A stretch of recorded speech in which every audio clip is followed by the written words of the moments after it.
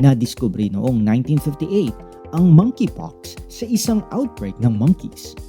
Nagkaroon naman ng unang human case ng monkeypox noong 1970 sa Democratic Republic ng Congo.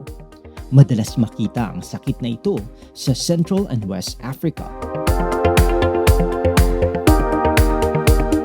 Ang monkeypox ay isang sakit ng hayop na maaaring makahawa sa tao. Maaaring makahawa ito sa pamamagitan ng close skin contact, air droplets, virus-contaminated objects, at bodily fluids.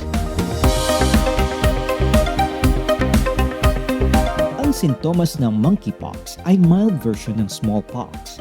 Ang mga sintomas ay headache, fever, chills, body aches, skin rash, exhaustion, at swollen lymph nodes.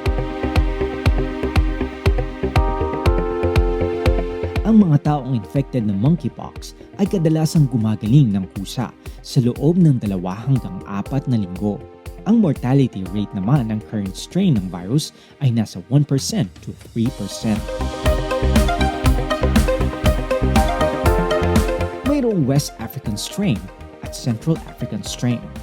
Kamakailan, nitong taong 2022 lamang na-detect ang kauna-unahang West African strain sa labas ng Africa.